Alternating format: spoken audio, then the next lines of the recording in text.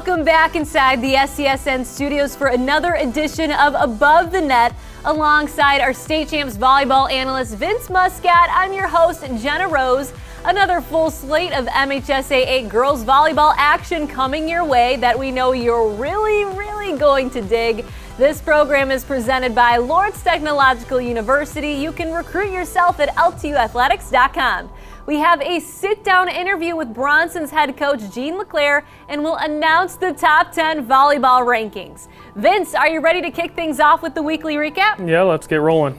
All right, let's get to it. We head out to the west side of the state for the Battle of the Hills. Tri-meet with Forest Hills Central, Forest Hills Northern, and Forest Hills Eastern.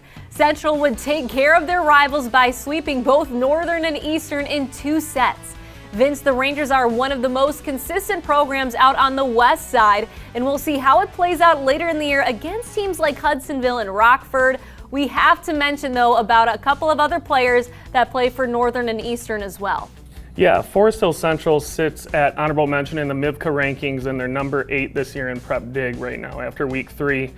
Their only 2 blemishes are to Northville and Hudsonville in both tournament action. They are led by middle hitter Brooklyn Connor, who's a force at the net. She's going to Clemson next year. She's also joined by outside hitter Sarah Dunn Jr. and senior outside hitter Sophie Shields. I think an underclassman to look out for this year is Avery Westlow, who's hitting an unbelievable .434 as a sophomore. I think some notable players in that try: Forest Hills Northern outside junior Kennedy Losel and sophomore Alana Erickson, Forest Hills Eastern senior setter Kennedy Hoffman, and sophomore defensive standout Hope Davies are all athletes to look for in the future. Well, volleyball fans, you certainly have to keep an eye out on those players. Now switching from west to the east side for the Notre Dame Prep Quad, we're featuring here the match between Flint Powers Catholic and Rochester Hills Stony Creek, and it would be Powers coming through with a 2-set sweep over the Cougars. This match was a tale of 2 outside hitters. Stony Creek Sydney Tomlett, she's a Duke commit, and Powers outside hitter Madison Gebhardt, she's going to Central Michigan. Both are well-rounded outside players with a ton of tools in the toolbox. Another hitter that stood out is Powers Catholic outside Adrian bound Gabby Mazza, who really took some good swings in their match against Marion. And in the feature match at the Quad, 2 of the best teams in Oakland County going toe-to-toe as the defending Division I state champs Bloomfield Hills Marion took on Notre Dame Prep. And this would live up to the hype. After both teams split the first 2 sets, it would be Notre Dame Prep that would prevail in the third for the victory. The Fighting Irish remained undefeated on the season. Yeah, this was a battle of former Catholic League rivals, 2 of the top teams in the state. Both teams came into the match undefeated. As a fan of volleyball, this was a perfect start to the school year. I had a front seat view of this as a coach at Marion, and I was absolutely impressed with the defensive performance of Notre Dame Prep libero Josie Bloom and defensive specialist Ellie Barrett. Both were all over the court, making plays. Josie was amazing out of system. The team runs a 6-2 with 2 setters, so we tried taking out their setters as much as possible, and just a great job by Betty Rubel and the athletes at Notre Dame Prep. On our side of the ball, I was very impressed with freshman outside hitter Izzy Buciani. She came in the second and the third set and was really a spark plug for us in that second set win. Look out for her in the coming years as well. We are now joined by the head coach of Bronson Girls Volleyball, Jean LACLAIR. Coach, thank you so much for taking the time to chat with us on Above the Net. Thanks for the invite. I appreciate it. Well, we're very happy to have you. You have a very decorated career during your time at Bronson. We have to dive into the fact that your team has had 4 straight Division III state championship titles from 15 to 18. Just talk us through the success and what went into those championships.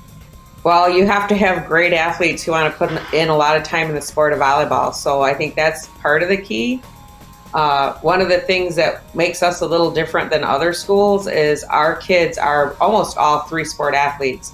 So they don't just play volleyball in the off season. They play basketball and softball or run track. And that's exciting. And that's probably one of the things I'm most excited about, that as a public school, we were able to win these titles with kids who are in a lot of different sports.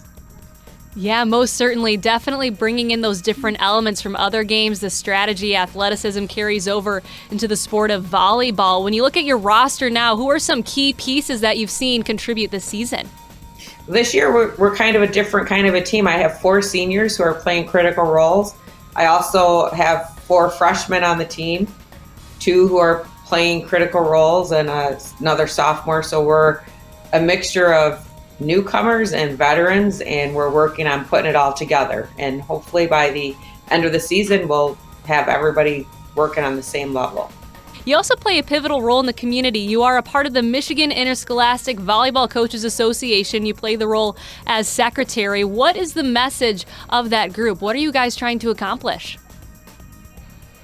MIVCA is just trying to get interscholastic volleyball more noticed around the nation, in Michigan particularly, but trying to get coaches to get their kids some accolades, whether it's academic or their volleyball skills, and bringing the sport of volleyball to become more popular around the state. Coach, thank you so much for taking the time to join us on Above the Net. Thank you. Thanks for having me. Have a good day. Thank you. You too. And for all of you who are watching, you can listen to the extended version of the interview on anywhere you like to get your podcasts for Above the Net. This program is also brought to you by the Michigan High School Athletic Association. Officials are in need and invite you to check out being an official. Great part-time pay, stay in the game, we have shortage. Go to MHSAA.com for details. Help wanted, just whistle. Back in the studio with Vince Muscat, and we're going to reveal our first state champs Super Top 10 rankings. And Vince, this can be teams from Division 1 through 4 that could make the top 10. Yes, when we look at all the teams from 1 through 4, it's not just the specific divisions, which is what MIVCA and Prep Dig do. This is more so who are the best 10 teams, who we believe are the best 10 teams in the area. Notre Dame Prep right now is probably playing the best volleyball in the state. They work hard, have great senior leadership, and just some really good all-around volleyball players. Northville went out to Grand Haven last weekend and took home the tournament championship. We talked a little bit about them last weekend. They remind me a lot of Notre Dame Prep with their defense. Dakota has shown they can compete with some of the best teams in the state. They're finally healthy, getting sophomore middle hitter Johanna Tillman back in the rotation. And Vince, talk about a couple of invites coming up over the weekend. Yeah, Novi has a great tournament with some top teams. Host Novi, Anchor Bay, Ann Arbor, Huron, Country Day, Grand Haven, Lake Orion, North Branch, Northville, Rochester, Saline, Utica, Walled Lake Northern. So it's a big tournament.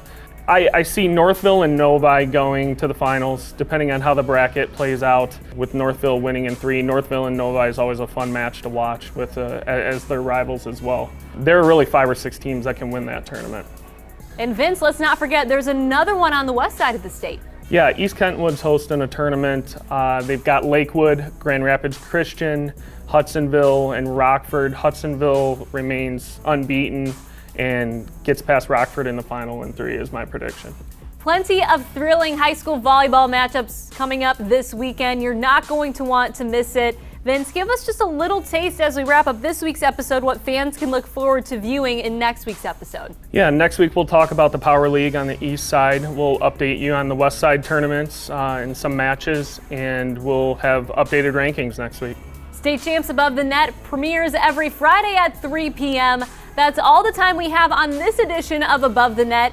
Huge thank you to head coach Jean LACLAIR for joining us on the show. We'll keep you updated throughout the course of the season on the State Champs Super Top 10 rankings for girls volleyball. For Vince Muscat, I'm Genna Rose. We'll see you back here next week. State Champs Above the Net is presented by Lawrence Technological University. LTU offers 24 varsity sports, including women's volleyball, along with several dozen world-class undergraduate programs. Athletic and academic scholarships are available in all sports. Visit LTUathletics.com and recruit yourself. Above the Net is also brought to you by the Michigan High School Athletic Association, promoting the value and values of educational athletics. Detroit Medical Center Physical Therapy and Sports Medicine. Do you have a sports injury, or are you just looking to take your game to the next level? Go where the pros go. Visit dmc.org/gamechangers. And the Michigan Army National Guard, proud sponsor of the MHSAA.